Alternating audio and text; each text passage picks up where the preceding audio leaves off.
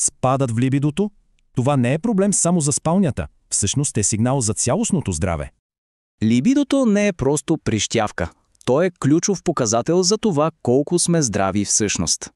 Един водещ андролог го описва като светнала лампичка на таблото за физическото и психическото ни здраве. Помислете си за либидото като за сложен танц. В него участват хормони, мозък и емоции заедно. Първият заподозрян почти винаги е хормоналният дисбаланс. Той удря директно по хардуера на желанието. Ежедневните ни избори имат огромно значение. Каквото правим извън спалнята, се отразява директно в нея. Знаете ли кой е най-важният сексуален орган?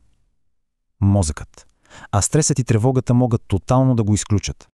Дори малки, но постоянни промени в навиците водят до огромна разлика в хормоналното здраве. Тялото ни е като фабрика за хормони, а за производството са нужни правилните суровини. Точно тези елементи са градивните блокове. Без тях производството на тестостерон просто не се случва. Добавянето на тези храни е супер лесен и ефективен начин да се подсили естествената виталност. Движението влияе на хормоните и на психиката, а ключът се крие в правилната интензивност. Точно тези упражнения предизвикват мощен хормонален отговор. Резултатът – повече тестостерон. Невероятно, но е факт. Само седмица с по 5 часа сън на нощ сваля тестостерона с цели 15%.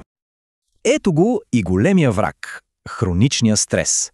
Неговият хормон, кортизолът, директно убива тестостерона.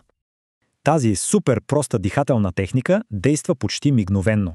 Успокоява нервната система и намалява кортизола. Истината е, че често най-тежката битка се води в главата. Психиката може да саботира всичко останало. Ето го и порочния кръг на тревожността.